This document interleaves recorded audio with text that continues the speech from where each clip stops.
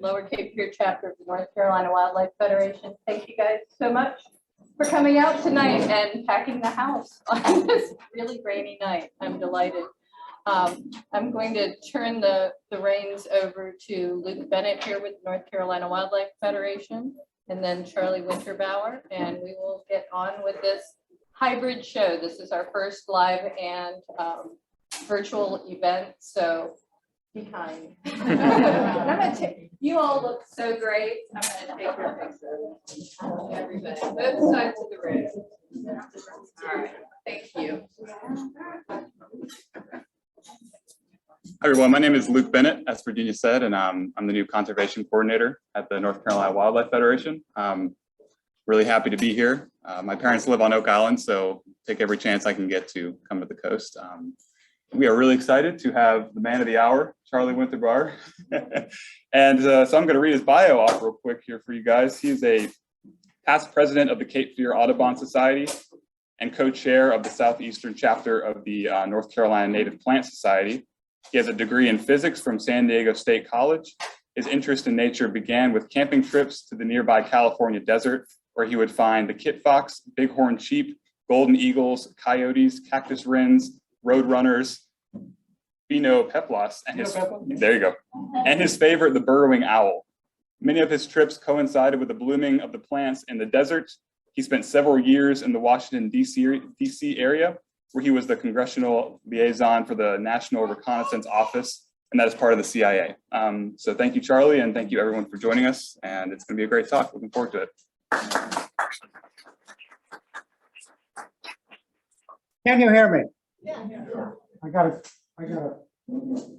speaker microphone on, and I'm not sure if it's very loud, but anyway, I will speak loudly also. Okay, before I get underway here, there are some handouts that I didn't put up back there that I'm going to start it this way and you just work it around the whole neighborhood, whole office, whole room, and see what I'm talking about. And if you want them, sign your email address here, and I will send them out to you. They'll come to you as PDFs. You don't want all of them, you don't download all of them. But and I'll later on in my talk, I'll say something about those, but it's going to take time for everybody to sign. So start it around. Okay. Sorry, Charley, trying to get this off here.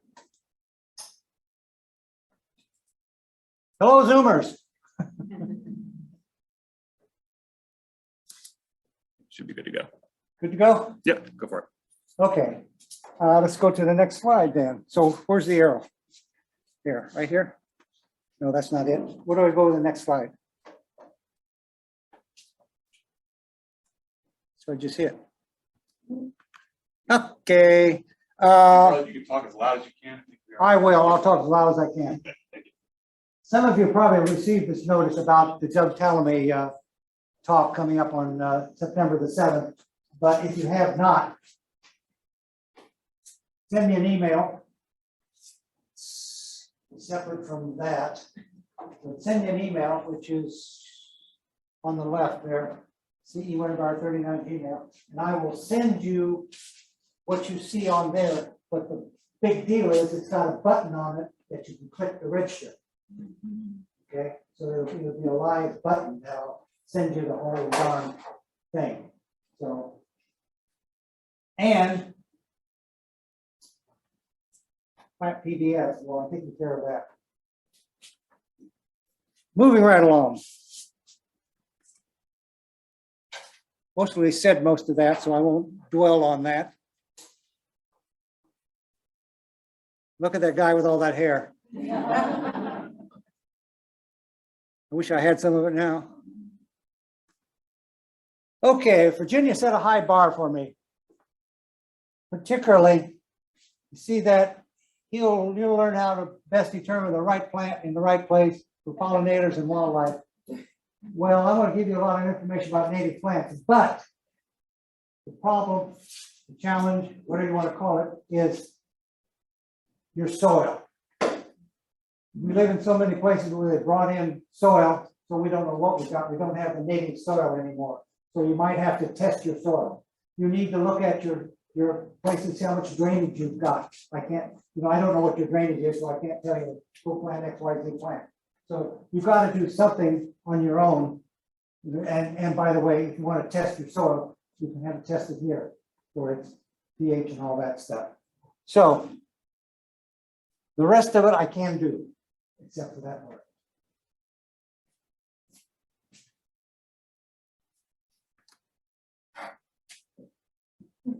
Birds are very adaptable. A little humor, very little.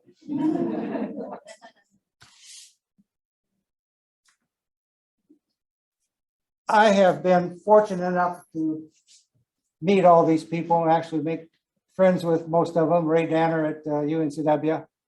Jamie Rotenberg is retired and moved to Florida now, but he and I were very good friends, and we started the Bird Friendly Habitat over 10 years ago, which you'll hear about the new edition of that. Paul Hosier is retired. He's a biologist. He led a bunch of plant walks. Darren Pennies is a professor at UNCW. He has led some plant walks also. Larry Mellenchamp, you might know him from his book. I have a picture of his book, his famous book. He's written several books. And of course, Doug Tallamy. That was his first time here. If I'm gushing, that looks like I'm gushing, that's true. I think it was just a pleasure to meet Doug Tallamy, the Doug Tallamy. And Roger Shue is a lecturer at UNCW who is very knowledgeable in native plants. He's led some walks. And I saw, I don't know if Valerie snuck out or not, but Valerie, yeah, there's another one that's been a great person to know, is Valerie. So got you on my slide, Valerie. There's those birds we were talking about, or Luke was talking about, phainopepla, pepe, cactus wren. It's amazing how the cactus wren, he'll build his nest in a cactus like that. It's amazing. And the burrowing owl, I like the burrowing owl. I still like it. And my only sighting of golden eagles was out in the Borrego Desert. This, of course, is not the one. This is from the internet. But I saw 2 golden eagles circling around, and that's the only time I've ever seen golden eagles. Okay, you'll find a lot of my slides have a lot of writing on it. I've been told, don't do so much writing on it, do the talking. The reason I do all the writing on there is that my slides are available to anybody, and you can have them. And if you just have a few bullets on there, you don't know what was really said. But this way, you know what was said. So that's why I go into great length about writing a lot on there. But you can summarize that, I think, to a plant that occurs naturally in the place where it evolved.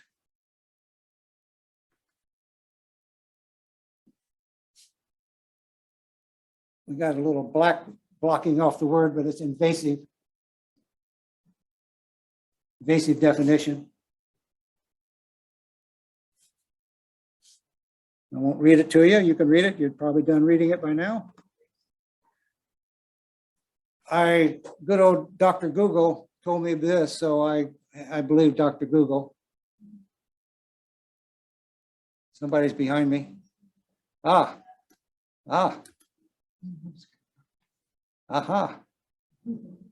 Magic going on. For those Zoomers, it's not me, it's somebody behind me doing this.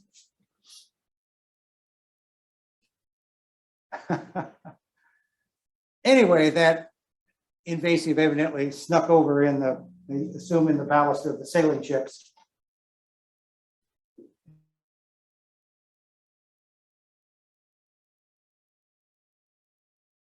And when the seeds. Yeah, it's trying to hide it. Oh, there we go. Thank you. Okay, go away, go away. Let's escape. There we go. Okay. Now what'd you do to where I can't? Oops, sorry, Charlie. Okay. You see that over there right by the sun where it says photosynthesis process? That is the most important process in the whole darn world. Without that process of photosynthesis, sun energy, ending up with plant sugars, we would not be sitting in this room. We would not exist. No life on Earth would exist. That is very important. Very important. That's what takes the energy from the sun, puts it available for us and everything else to survive.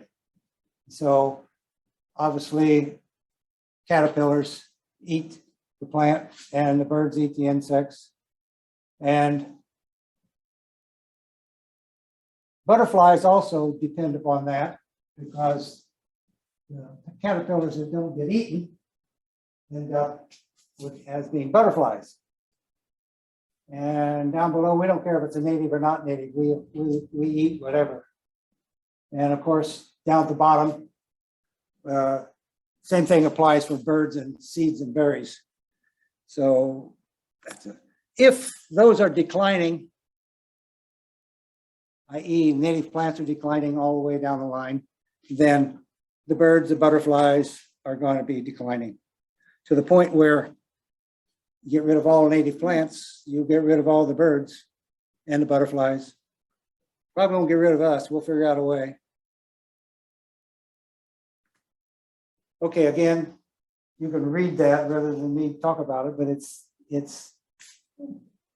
and by the way, a lot of my slides is doom and gloom, but later on we'll get a little bit less doom and gloom and what we can do about the doom and gloom.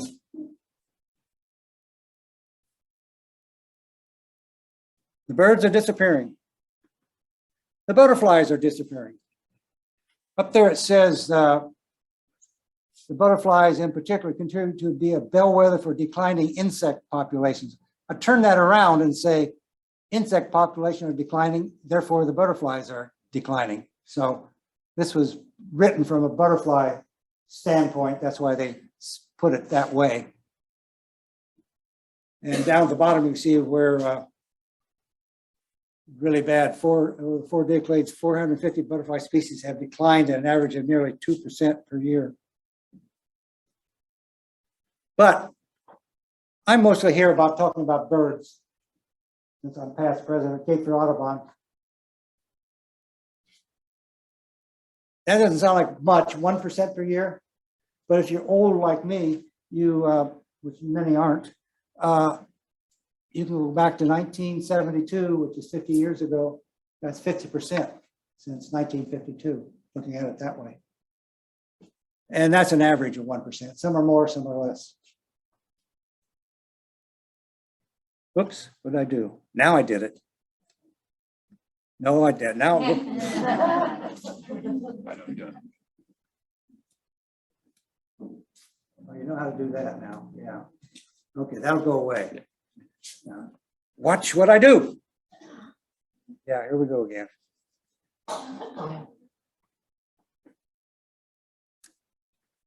Ta-da! Okay. Here are some of the local birds. You'll recognize some of them. Many people have not seen the phainopeplas warbler, but it is around. And brown-headed nuthatch. Anyway, you can read what they are. Brown-headed nuthatch is one that sounds like a squeaky toy. You've ever heard that? And you get around the pine trees, you'll hear a squeaky toy up there. That's our little brown-headed nuthatch. And do you want them around? Yes. Who doesn't want the birds around? I approach my talk for native plants from the bird standpoint because I figure that everyone wants birds. And if everyone wants birds, natives have to have natives for the birds. So therefore you'll have natives. You'll be encouraged to do natives. What's the answer? Why insects? Protein, that's correct. Correct. Okay, there's another long write-up there, but E.O. Wilson said they are truly the little things that run the world. When I asked Doug when one of the times Doug was staying at my house, I did an interview with him before he went and caught his airplane. And one of my questions was, who is your most important mentor? And he said, E.O. Wilson. Down at the bottom, I thought that was so important. I put it in there, running out of room. I'll read it. Regarded as the world's prominent biologist and naturalist, Edward O. Wilson grew up in South Alabama. The point is, regarded as the world's prominent biologist. So he was an important person.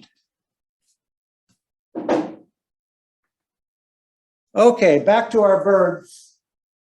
And this is looking at how many insects these birds need to get the youngsters out of the nest, get them to fledge.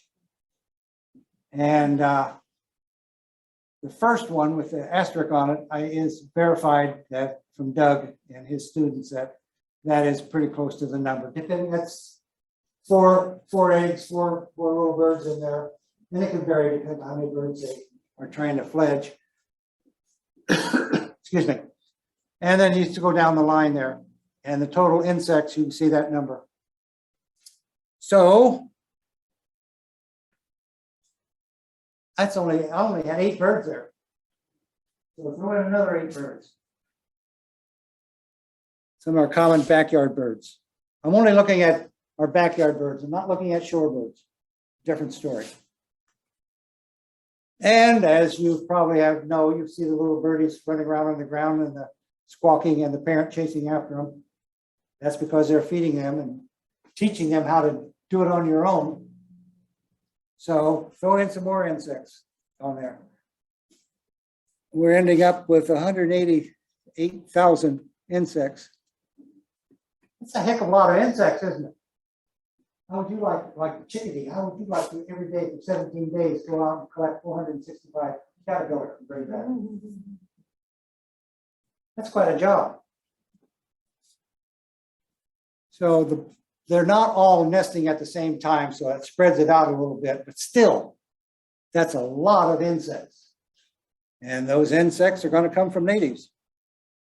That's it. What if you can't find them? Yeah. And you know this, all you have to do is drive around Wilmington, you see where they've cleared off something. I've always asked, how long does it take for a plant to coexist with an insect so it becomes a native? Well, it's millions of years. So it's just not going to happen in our lifetime.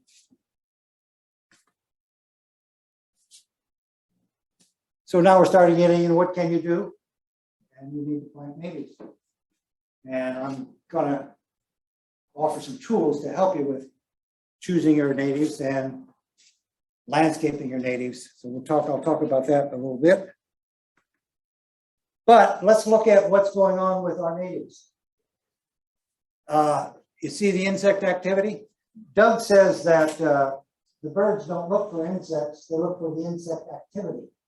And if they see the insect activity, then they will go look for the insect. So you see the insect activity on these 2 plants. Same here, green ash and persimmon. Red bud and grape, you're seeing little holes in it. How about the camellia? It is not a native, and look at it. Look at those pristine leaves. Nobody's chewing on those leaves. That's not necessarily an invasive, it's just not a very bird-friendly or bird-useful plant.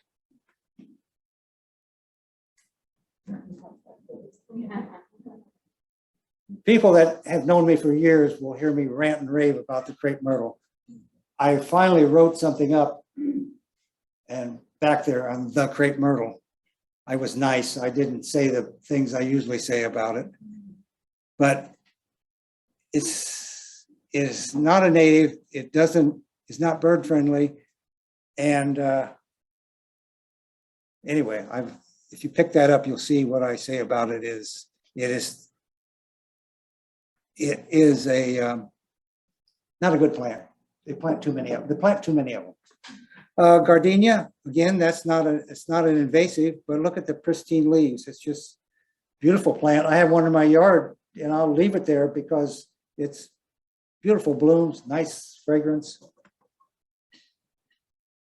And the azalea, many people think the azalea is a native because we have the azalea festival. And Virginia, where are you? That's not you there. It says, yes, Virginia. That is that takeoff on that there is no Santa Claus. And it was, yes, Virginia, there is a Santa Claus.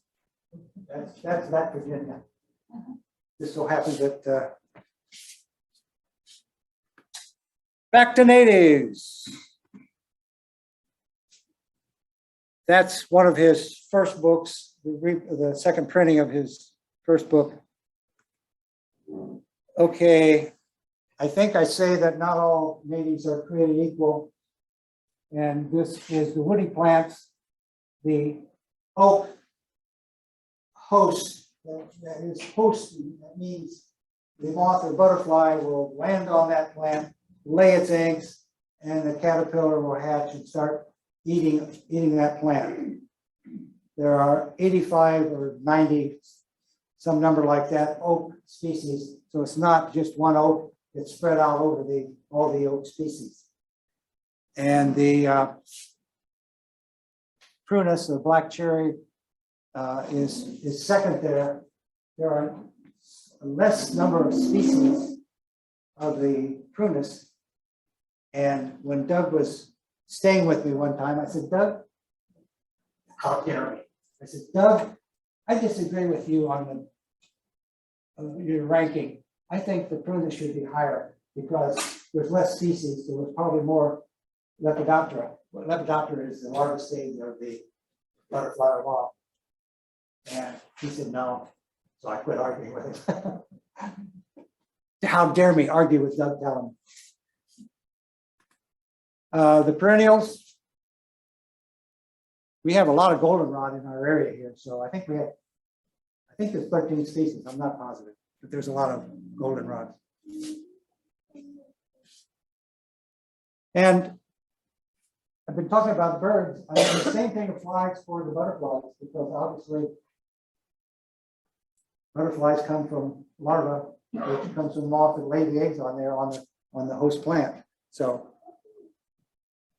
okay, how'd that happen? Switch seasons and food source.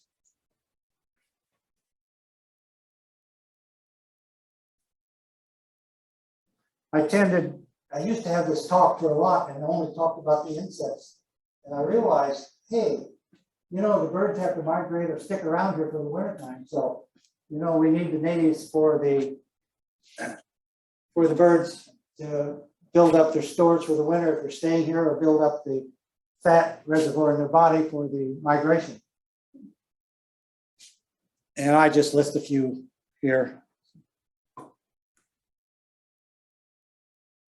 What do you do? Just walk around your neighborhood. Be more observant. It's fun to walk around and find some bird harvesting some seeds.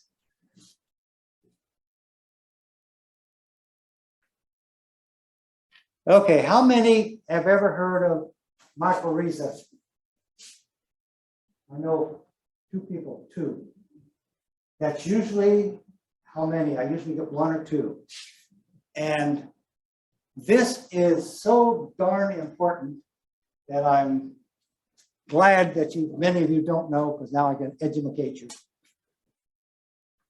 We'll talk a little bit more about that, and let's go. Now, everybody's got to have one that you can't read, and this is mine. But it's such a neat diagram that I had to put it in there, and I'm going to talk more about it. The arrows show the communication between trees, plants, using the Microrha fungus. And I think the 1, 2, and 3 at the bottom is the next slide. You see on the bottom left-hand side, the little Microrha fungus is intertwined around the root of the plant. And because it's so darn small, it can get out there and get some of the minerals and water that the root of the main plant can't. And so it can give that plant the minerals or the resources. And as you saw one of my slides earlier, it's a symbiotic relationship. The plant, tree, because it's up in the sun, and the fungus is not, it can create the simple sugars from the photosynthesis process, and it'll pass it to the fungus. So the fungus gives it minerals or nutrients and water, and the tree gives it simple sugars. And if you remember the previous slide, there was one great big tree, and there's some smaller trees. Well, because the big tree is up in the sun, they call it the hub tree or the mother tree. It can pass nutrients to the smaller tree because it's not up in the sun. So there's been a lot of research. There's even a TED talk on this. Okay, folks, you got your little card, your ticket. See 2 tickets. You got your ticket. Let's do a draw. You're back there. You just draw. Go ahead. Lloyd, you be the drawer. We are giving away 2 of these plants. They're back there. So, and the number is, get over here in the light where I can see it. Okay, the last 4 digits are 7906. 7906. That's you. The first prize is the pink one. This is the bigger one. And I hope the heck it's this plant. It looks like the same one. Do the second one now or later? Yeah, give me the second one. Yeah, I'm gonna do it while I got this. And the second place is last 4 digits. 7897. Pick up the other plant. Okay. Well, I happen to know both of these things really well. I promise I didn't. Yeah. Anyway, well, I hope they bloom for you. They this was a couple of years ago when they bloomed later in the fall. And look at, you can't see it, but there were 8 monarchs on this clump of wild azalea. 8 monarchs were on it. They love it. It's not a host plant for the larva, but they love it for the nectar. They love it for the nectar.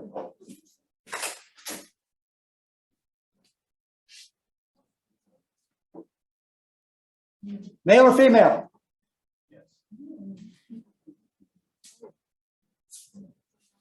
You know, I want to teach some more. Male or female? You don't know. Somebody, what'd you say? Male. Male or female? Yeah, you're right. It's one of those. Male. Male. See those little marks or the little blobs there on the back? So next time you see a monarch, you'll say, ah, that's a female, or ah, that's a male. You'll know. Now let's go fritillary. They love that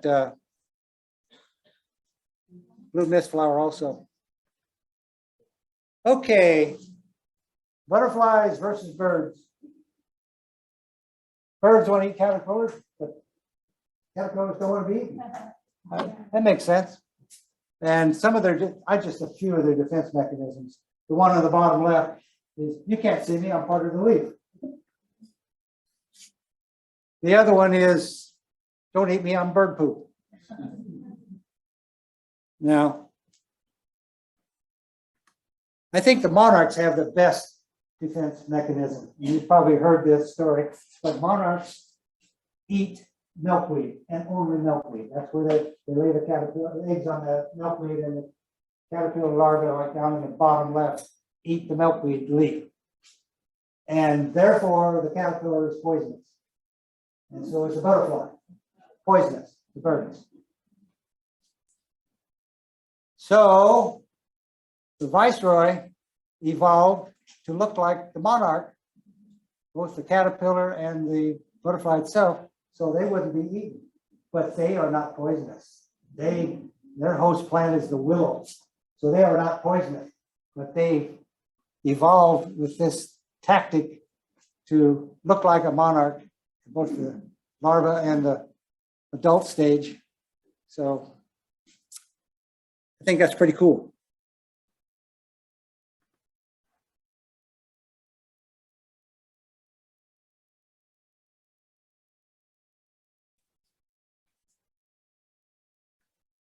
There is Larry Mellenchamp's book on the right, and Seacoast Plants of the Carolinas is Paul Hosier's.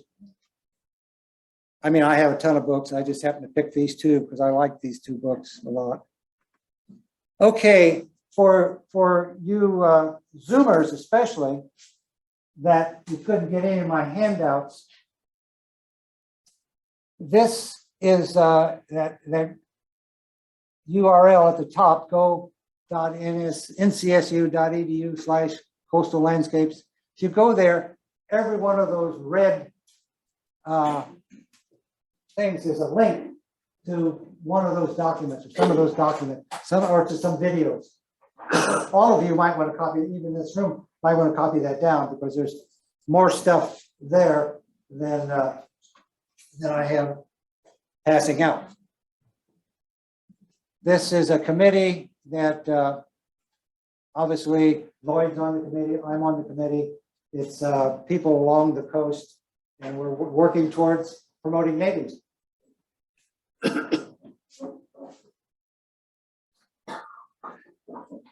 There is one of the products from Coastal Landscape Initiative and Coastal Landscape Designs. And I'm going to go through this a little bit. If you can't afford a landscaper, this is the cheap version of that. It will, well, let me go to the next one, show you the contents of it. That's the templates, they call them, that are in that booklet.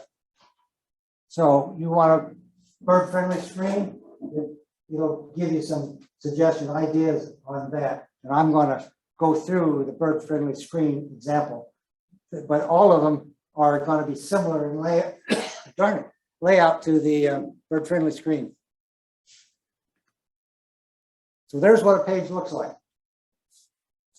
It's got a description. I won't go through all that. Tell you the alternative maintenance. Maintenance is going to be the same about for all of them. When you plant the natives, unless you have a drought, you don't need to water them. But when you first plant them, you need to water them to get them started. And a suggested appearance, suggested layout, and your plant selection. So all the templates look like that, but they're going to be obviously different layout. And that booklet is back there, or it's available on that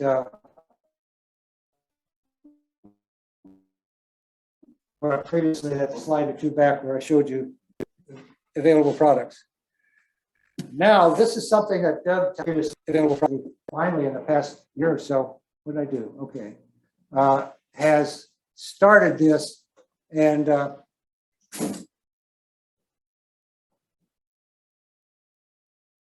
thought I had, yeah. Down the bottom is where you can go and go to the website. The idea is you register your native plant or your mix in your yard, your habitat, and register it on there. The idea, he wants to create a national park all across the US made up of individual little people like me and you having native plants.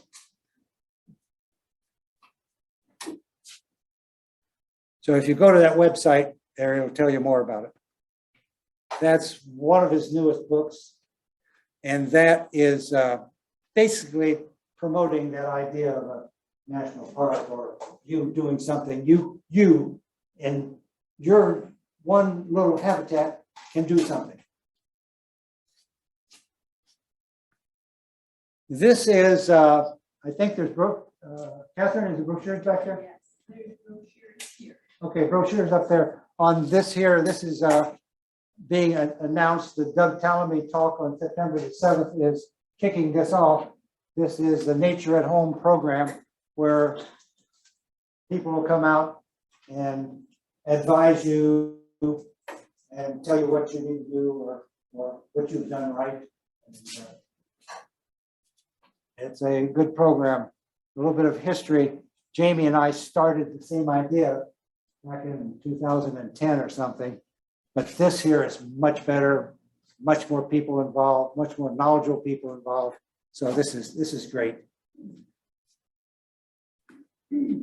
Now, for you, mainly for you Zoomers, this is one of the handouts that was in that notebook that I'm passing around in the room.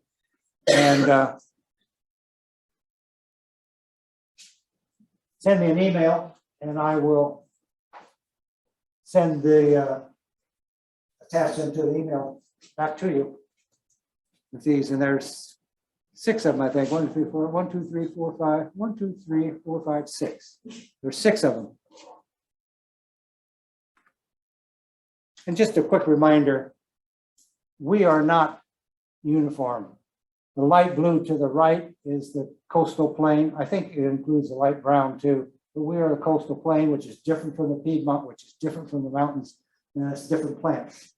And even within our coastal plain, there are some variations. For instance, I live on a marsh.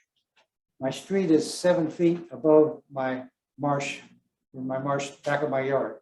So I have an ecosystem of changing of 7 feet. That doesn't sound like much, but it is for the plants, for drainage and all that. So I can buy a plant and say, okay, where does it fit in my ecosystem? Which is kind of neat. If it's something that wants it wet, I'll put it down by the marsh. If it's something that wants it not so wet, I put it higher up.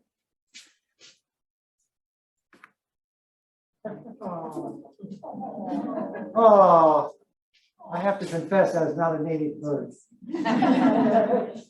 That's a British robin. Somebody said it, I think, over there. It's a British robin, but it was so darn cute. Okay, I think we're going for questions now. We're taking questions from the people in the room first. And my favorite answer is, I don't know. Where can we buy? Oh, no, not that question. It's really hard. Not that, yes, it is hard. That is the hardest part of the native plant, is getting the native plant. It is. You may not believe this, but we have improved over the past 10, 15 years. It's better. It is better, but it is difficult, extremely difficult.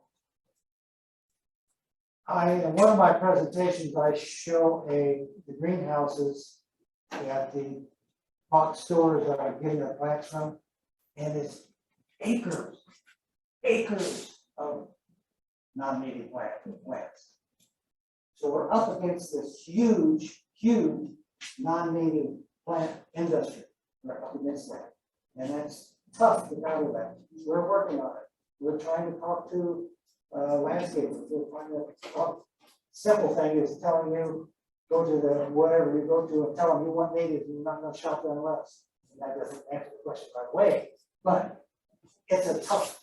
This is a tough one, and I wish I had a real easy, simple answer. Lloyd, if you got any? I want to speak to it for a second. Yeah. Please. By the way, my name is Lloyd Singleton. I'm the director here of the North Carolina Park Extension Center at the Arboretum. And my program area, one of which is commercial horticulture. It is a real conundrum because it's chicken and the egg. The producers that are out there don't want to put all the inventory and production costs into a plant that won't be bought. And until landscapers begin specifying something other than Crepe Myrtle and Azaleas, they're not going to produce it.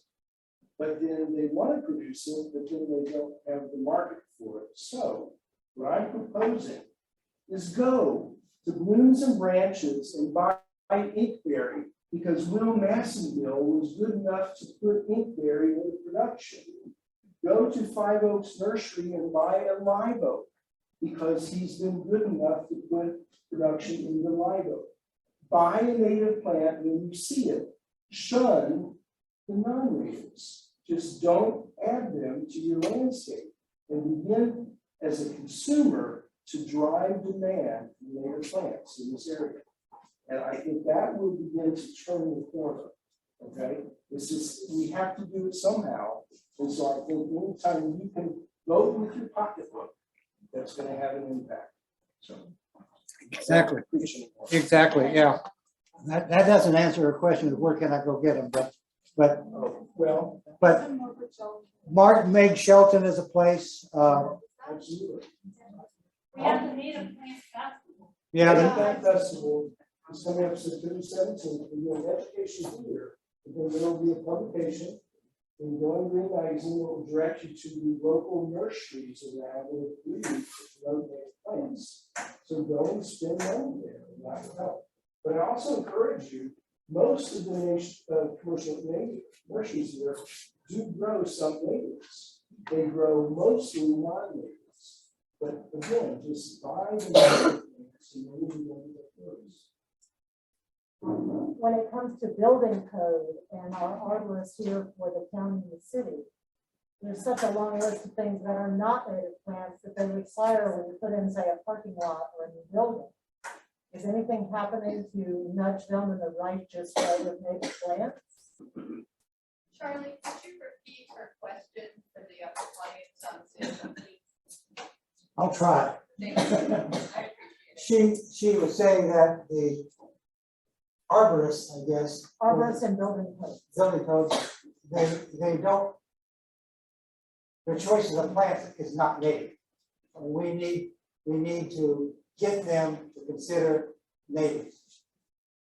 We have been working with the city in that respect. I believe someone on the Coastal Landscaping Initiative is working that issue, is it? Do you know, Lloyd? That would be a local issue. There's been a lot of interaction with the plant list. Yeah. We spent one this a couple of years ago with, we wanted to modify the plant list. And they said, okay, we'll modify the plant list, no problem. And then we checked with them 6 months later, well, we're still working on it. And we said, we'll type it for you. You know, they had one mark, we'll type it out for you. And they still didn't do anything. So we need to revisit that again, because maybe there's new people there. They were willing, but not, for some reason, not ready to carry it all the way through. But thank you for bringing that up, because I need to follow up on that. Yes, sir. Sassafras and then. I don't know. Yes. I think it is. I think it is. Tons of sassafras. I think it is, yeah. Just loves it there. Yeah. The problem I have with answering directly is sometimes they'll say is a native, and there are some that are and some that are not. And so, like for instance, the mulberry, there's a mulberry that is native, there's a mulberry that is not. But I don't, sassafras, I guess there's only one, and it's native. Yes. I'm looking for a shade tree that lifts flowers that would be native. You know, not 20 years from now, have shade, but 2 or 3 years. And every, you know, landscapers have Crepe Myrtles perfectly. So what's Crepe Myrtle though? The alternative to the, the alternative to the Crepe Myrtle is I say the French tree. French tree. Friend, F-R-I-N-D. Just repeat the question. Oh, I'm sorry. The question was, she wanted a shade tree that blooms, but not the Crepe Myrtle. And I suggested the French tree is one that I suggest. Anything else? Do we have? Okay. Could you go back a couple slides and give us that address again that was go.scsc? Yeah. Let's do that. I can do that. Oh, darn, what I do. Start by saying again. From the end. I think it's back. It's back.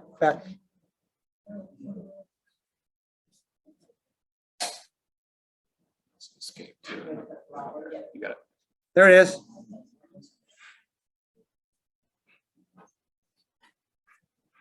Okay, do we have Zoomers questions? We have a few here. This question's from Robert. He says quails are dying out in the southeast. Is this due to pesticides killing insects? I don't know exactly, but I would guess it's all of the above. It's loss of the habitat and loss and killing of the insects and pesticides. That happens, both happen. I can't answer that specific location or place, but that's the usual answer. Habitat loss is the biggie. Is the biggie. We have another question about where to get milkweed native plants. This in particular, where can I get stratified seeds for milkweed? I cannot stratify seeds, never works for me. The problem I have with answering that question is provenance. You know what provenance is?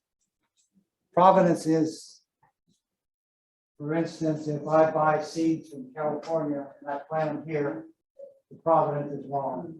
That plant grew up in totally different conditions, and the seeds still have some of that inherent characteristic. So I would just say, go to the internet and look for that milkweed seed, but check on the provenance. But he asked about stratified. If you plant them in the fall, they'll stratify on their own. That's what nature does. Or plant them outside in little seed pods in the fall, and they'll stratify. Is it cold enough to stratify here? You're asking me a global warming thing question. I think so. There's been some cold mornings. I want to do my bicycle ride. I said, no. And with the seed stratified, I don't know. But I've had seeds starting to grow even in the fall. They haven't been stratified at all. Milkweed. Where is Valerie? She was growing some seeds. How'd you do your seeds? Did you stratify? I planted them in a pot, I put them in the bag, I stick them in the fridge for at least 2 days. Okay. Well, there was a stratification that was in a bag for 3 days. What I have read is you put the seeds in with moist sand in a baggie and put them in the refrigerator. I don't know what this person, how they try to stratify, but try everything. Try in a baggie in the refrigerator, try planting them in the fall out in the ground, and try planting them in little seed starters. I don't have a good answer. That's the best I can do. This question comes from Keith. They're wondering any recommendations for eradicating privet.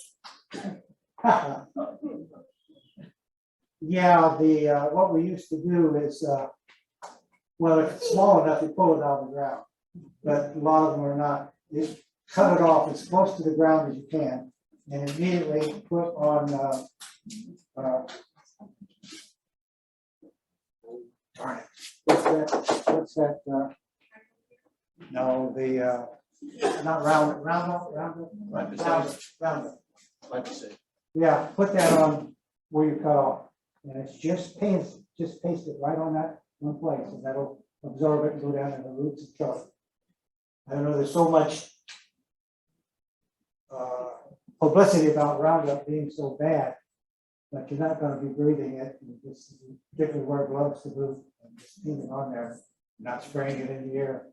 On there. That's what we used to do when there's a person here that used to go out on the Wilmington, we had a name for it, weed warriors or something, and that's what she used to do, is cut it off and clean it with the Roundup.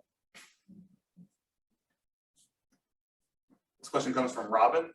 She's wondering who is behind the Nature at Home program, nonprofits, individuals, or the city of Wilmington, or is it a joint effort? Cape Fear Audubon, isn't it, Kathy? Well, it's Cape Fear Audubon and the Master Gardener program in the Cooperative Extension. Yeah. Yeah. beautiful park. Non-profits, you guys don't make any money, do you? We make no money, but what's really wonderful is that it's open for master gardeners to come to your garden and give you advice in planting natives. So the program begins in September. So if you don't have one of these brochures that you picked up before, please pick one up. Go back to your And to get the brochure, can you go to Cape Fear Audubon's website? It's on the master gardener program at the extension. Okay, That's where it's going. okay. And it's given how to do that in this brochure.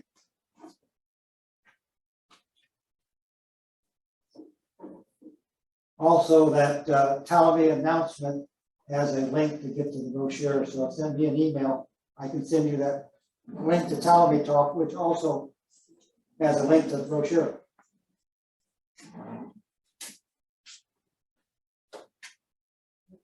Is that it?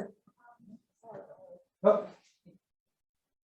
Yes, you healed from your, What's that? you had your hand on it. Yes. Yeah, I gave Nancy COVID. And thank you. That's great. When my yard was visited for this Master Gardener Nature Home program, and they did a wonderful job of letting me know what I had in my yard that was very good and beautiful and wonderful and productive and had many functions. But I would never pass and I would never get certified because of the amazing amount of invasives that I have in a shrubby habitat beyond the yard and before the marsh. And there's just loads and loads of wisteria and you name it. I don't have the stamina, the strength. Ken and we do not have the wherewithal. The problem is also that it's not in our budget to hire a company to come out and individually, work on getting this stuff out. So are there any grant programs or anything through USDA or cooperative extension that helps individual landowners get rid of invasive plants? Not to my knowledge. Have you tried hiring UNCW students? I'm serious. We have hired them in the past for yard work. Wasn't as serious as yours, but they're hungry students. They'll do about anything. You might. What department? There is no department there. You talk to some professor and say, hey, connect me up with some students. I don't know how. It's been 10 years since we've done that, so I'm not sure how we did that. Yes, sir. Kind of take off on her question. Just off the top of your head, is there any one or two or three invasive plants that we should really get rid of when we see them in our yards? Because most of them, like you said, they're not going to hurt anything. I mean, they're just there, but some that are particularly obnoxious or invasive to the point where they're. Yes. Okay. The question is, are there any really bad invasives that we should get rid of? And top of the list would be Elaeagnus, which grows like crazy. The other bad thing about it is it has a fruit that the birds will eat that fruit and poop out the seeds someplace else, and the seeds are very viable, so it comes up.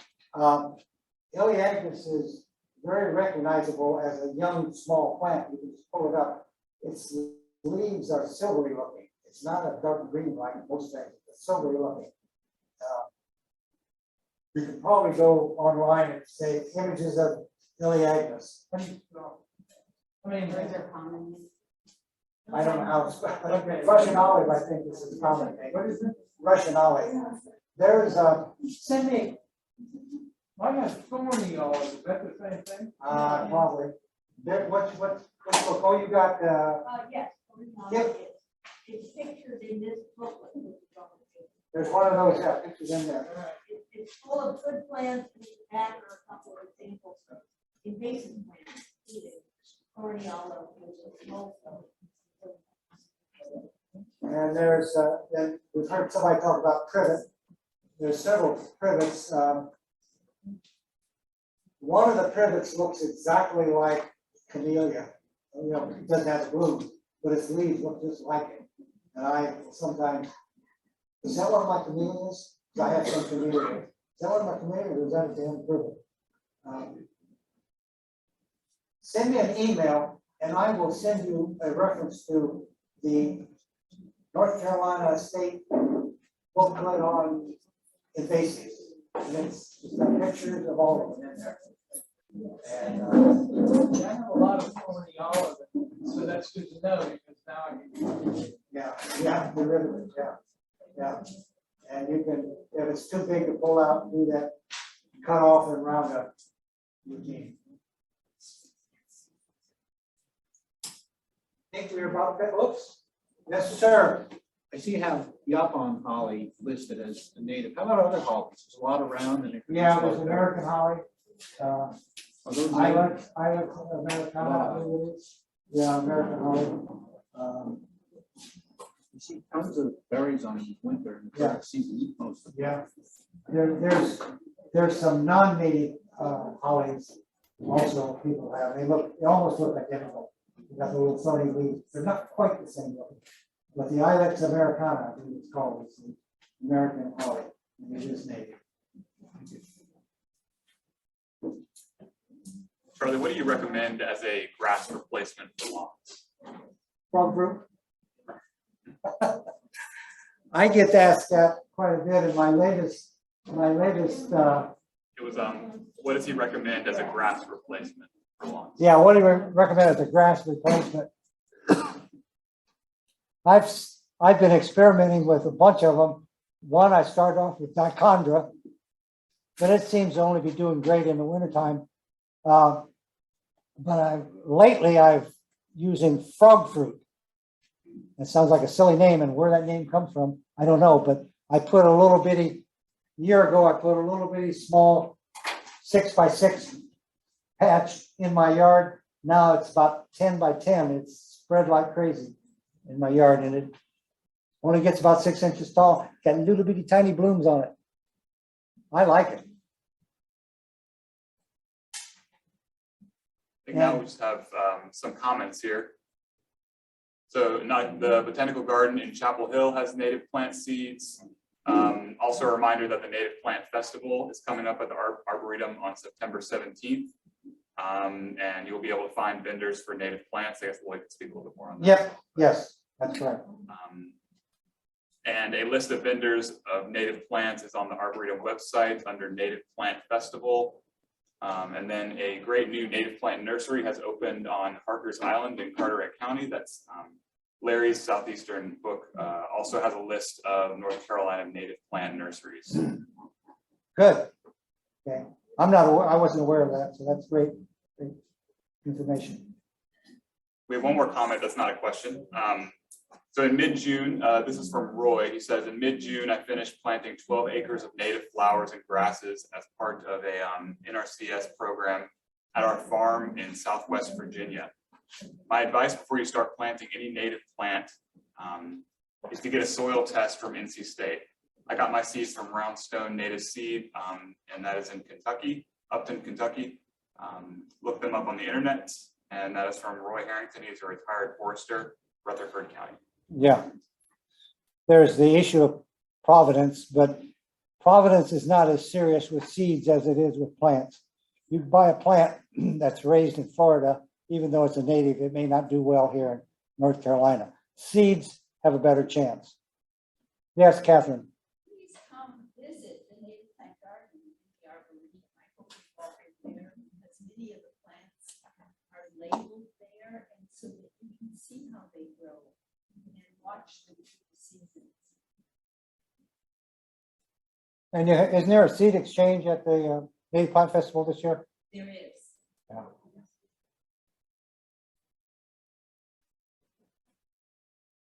You're all clear. All done. Thank you all.